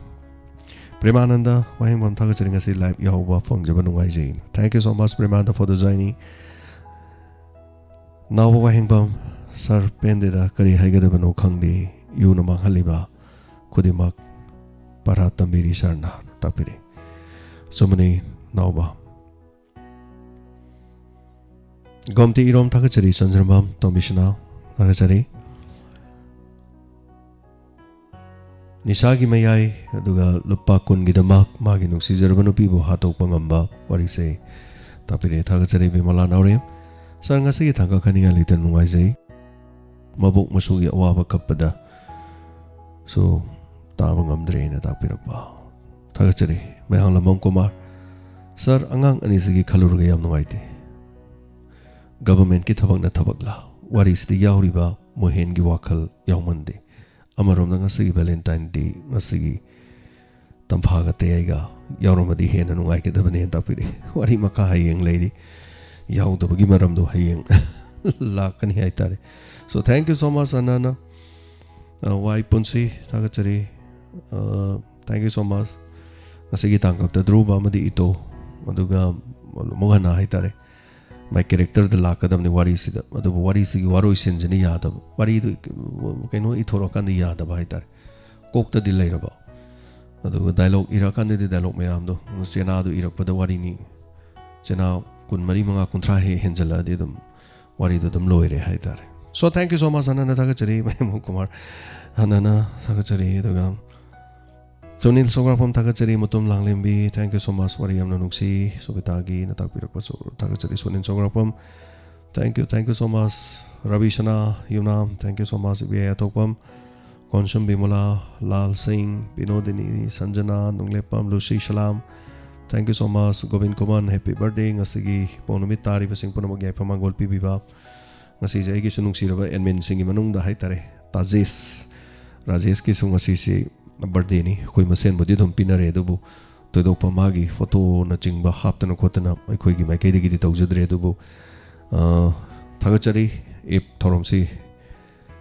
ko na taragasu or hojek tabiramagadi tajes many happy returns of the day hanana thagachari yai phaba mangol pijari miyamna todo hendona kambirab aigi admin sing jangapani karana Bangalore da lebi yawi karana Kashmir da karana Manipur da karana Imphal ge area da karana koi khunggang da loi sure haitare lams aduga Delhi da lebi chan masu yawi mayam punumak se yum da leitraga su operate toba da mateng pangi haitare mayam se punsin na ba tungsin na ba tasin na ba yam chawba role sing lawi so tajesu Mahamasasu active force da lebi ni haitare yam sing har kanda Indian Army ni haitare but yum thado oga leiragasu Diamond Radio gi thoroms to punchil liba mayam admin mayam sida koi leiriba mapan si manung di yawi aduga thamoi seng na ne nim siam seng na haidon mayam da na hangge koi na haidi haitare anda ma mayam phaldi ni aduga ngasi ma gi birthday ni dona yai phaba pijari inaw gi punsida aduga active force da leiba maram oidana haitare inaw gi hakchang da samna ama phawbagi khudong thiba inaw da thokdaba aduga matam punamakta maik pakpa hena chokhatpa imung manung nungaina aduga watpa leitan nabi pa yaudana panbu ibiu hani sorry mafam da nijari thamoi sena nayamana pijari thank you so much and many happy returns of the day sigi inaw gi nuksiraba nungairabi ponamit sida yafa mangol piba phangjaba sigi dama inaw thoksom thagachari sar ngasi wari anu fazei ngaki ni sagi mayaina natakpiri yu thangning bana ngauduna magi nupi lupa kun gidamak anatapi bachumane thagachari inaw thoksom thank you so much Ajit sargi wakalon thagachari takpiri nivarani lemo popam thagachari ranibla pipi manipuri song lover kari sunataba lupa kun gidamak natakpiri pipi thagachari thank you so much mayam panamai se mani kudol tamjigi Ranjit Sapam Laibong happy birthday to all and with Valentine Day natakpiri so Valentine Day oi pakhang ni sabi gi haitare Valentine Day thagachari Robita Sagul Sem thagachari sir Sobita bo khaliba magi mapure bo mohen bo sumatik chaba chera pipi bana yes thagachari hanana poirei sir ingleba matam sida tayai tana matam haukiba khanghodi punama pu yai phaba koro weminarsi tapire Padma Devi. Thank you so much Nirmala Sagol Sim Bem Chalai Masuroke Abotomba Joymati Punamak Thagachari Sitorjit Chongtham. Thank you so much Bemala Naure Ton Namaira Pangi Kurumba Pazakri. Thank you so much. Crazy enough take Yamna Nungai. It's the good message to the people of this society. Give it up, sir. So thank you so much. Crazy enough. And thank you so much. Aduga isay kudol jaging asidi yanan isay yaning hulakle setting omong meita ay sama ki konjel da ay sama ki tune da Vinod Kumar Sharma thawai halu bisay ni me apno muto kudol jari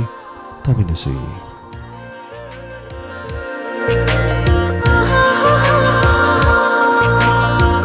yaning hulakle ay gita mo siya Nanginong si satam urubada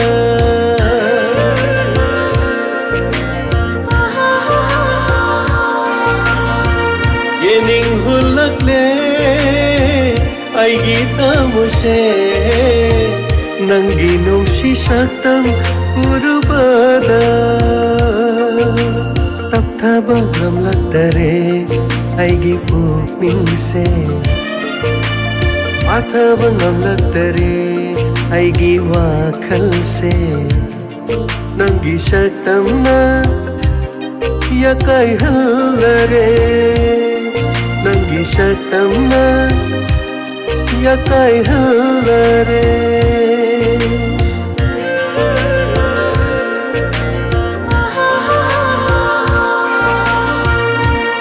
Hulakle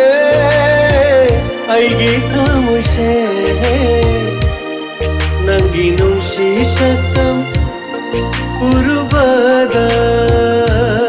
Nanginong si satam urubada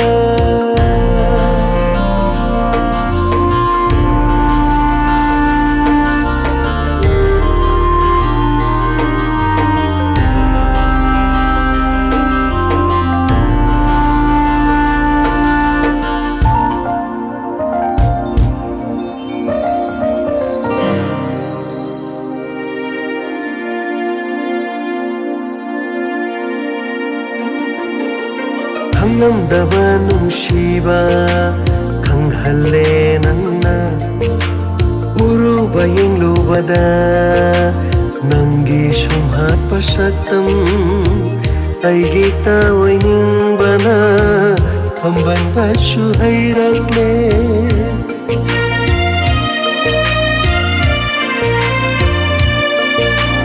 ang namdaba nungsiba Kanghalle nangna urubaying lubada Nanggi sumhat pasatam ay gitaway ning bana amban baso ay ragle Miko amatasyo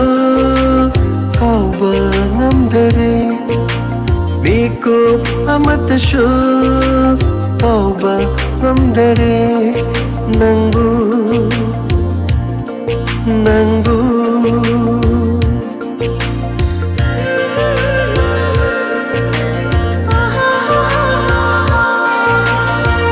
Yaning hulakle ay gita mo siya Nanginong si satam urubada Nanginong si satam urubada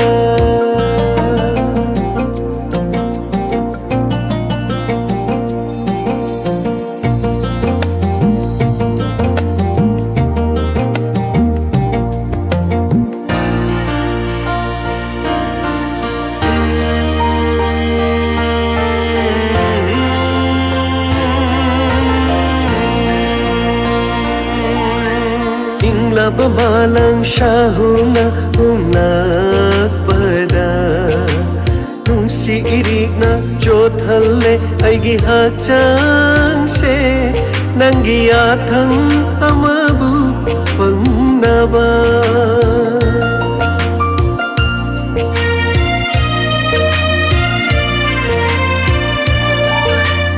ꯏꯪꯂꯕ ꯃꯥꯂꯪ ꯁꯥꯍꯨꯅ ꯍꯨꯝꯂꯛꯄꯗ ꯅꯨꯡꯁꯤ ꯏꯔꯤꯛꯅ ꯆꯣꯠꯍꯜꯂꯦ ꯑꯩꯒꯤ ꯍꯛꯆꯥꯡꯁꯦ ꯅꯪꯒꯤ ꯌꯥꯊꯪ ꯑꯃꯕꯨ ꯐꯪꯅꯕ ꯊꯃꯣꯏ ꯏꯁꯤ ꯊꯣꯛꯇꯨꯅ ꯄꯤꯔꯒꯦ ꯅꯐꯝꯗ ꯅꯐꯝꯗ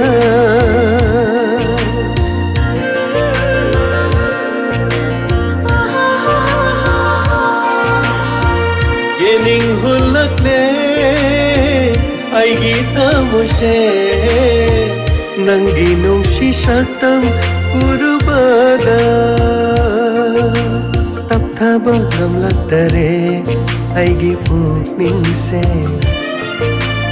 아타바 남락다레 아이기 와칼세 낭기 삭담나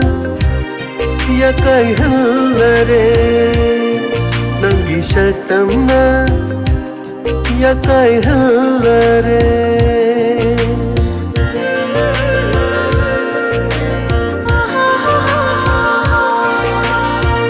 예닝 흘렀네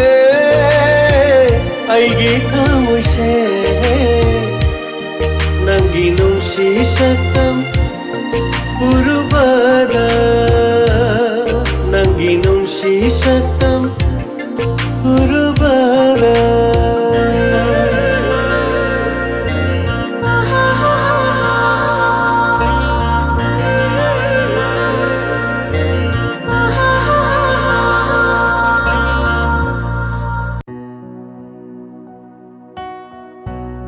Tagachari hanana ngasigi inspector Tayai gi makatabi say mamulokachari ngarang khong daba say malokachari aina nungsi jabi mandakini takhalamba mamade samak koinigi apun makhonjel da kudol tari ay samak mayekta aina nungsi jabi aina nungsi jabi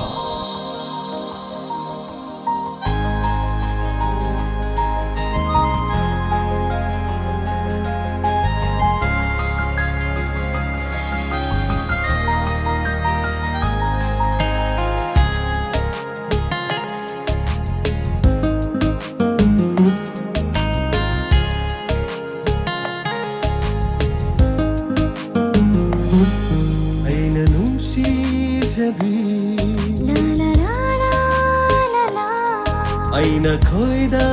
zabi Aina nungsi zabi Aina koida zabi Naitanu unsigi Naitana loi jari Oh aigi di thawaini Naitana loi jari Oh aigi di thawaini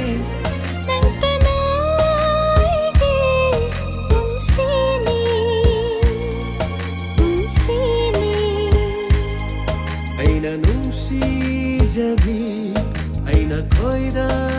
jabi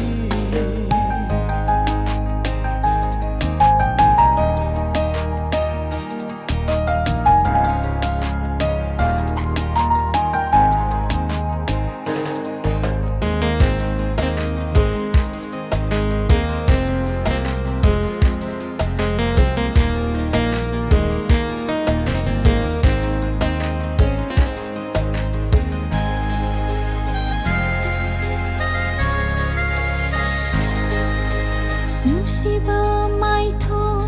ying la ga azaba heli asum asum Shiba satam ying la ga azaba heli asum asum Nangu nushirubai oira male Nangu yeninduna talaire Nangu nushirubai oira male Nangu yeninduna talaire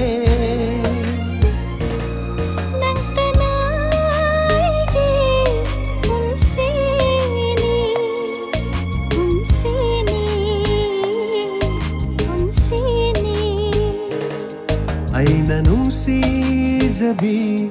ꯑꯩꯅ ꯈꯣꯏꯗꯖꯕꯤ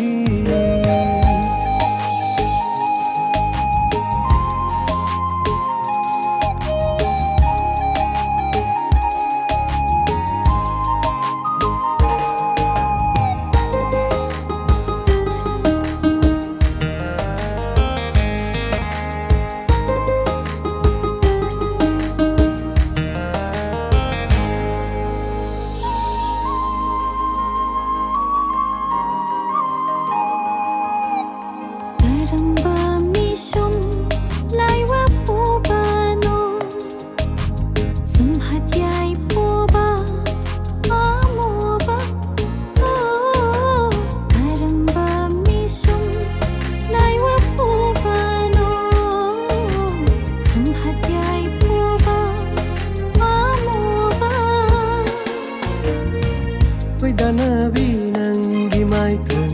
Wai rau nabi nangi misna Wai da nabi nangi mai thong Wai rau nabi nangi misna Nangi wahida ngau rabini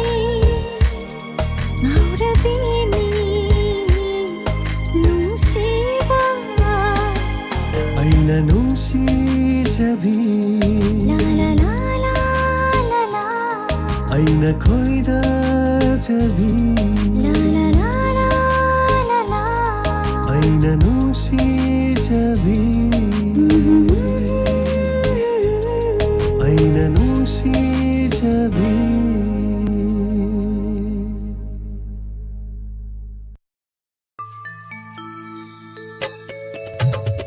Nangi wahai kayana leihore ngasidi thamoida kauba ngamdana sontara thamoi himlamba awanu ngai kayana himlamba karigi ai bolat nari janla unsi se nangi janla unsi se nangi nangi wahai kayana nangi wahai kayana leihore ngasidi thamoy nungda kauba ngamdana thamoyda kauba ngamdana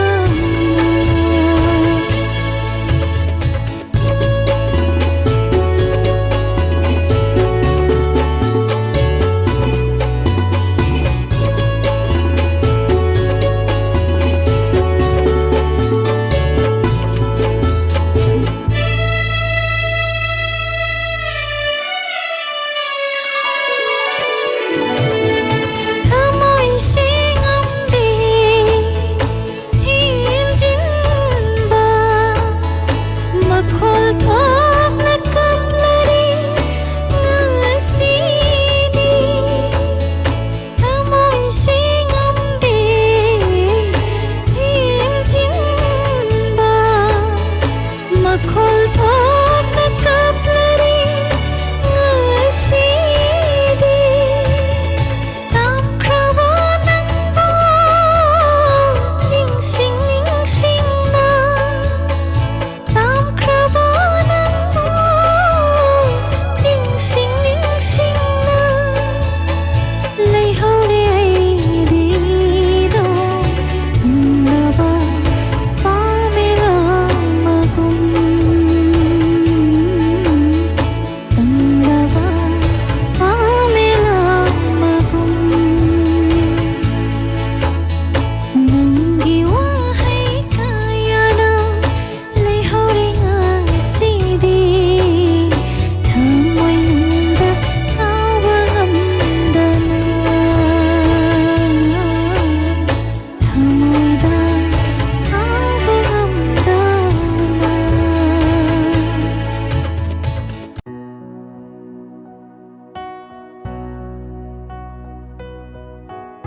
hana thagachari ngasigi Inspector Tayai tangka gasiba tabiri basing loinana ngasigi damakta di matang asida ni shuba thorum pareng loisin jabagi yaba tabiri basing me apana mutigi logjari hayeng amok anau bah ke samagal loinana amok hana Inspector Tayai gi tangkakta amok thengna minasi ayuk ki thorum pungning gi warol thamjari ba thorum dasu me apana mak atai atai thorum sing me ano pambi ba thorum sing da soidana mona lapi section leminasi me apana mak tek ta kaidana leminasi section madi hena faba atopa matlaiti punamak ikai khono jabo chari punamak pu thorum loisin jabagi yaba james agurjam na logjari punamak pu khurum jari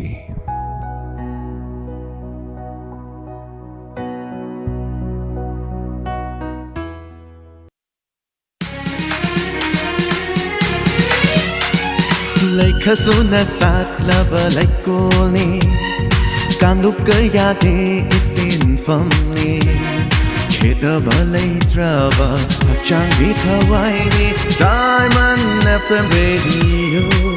oh diamond fm radio 91.2 diamond radio channel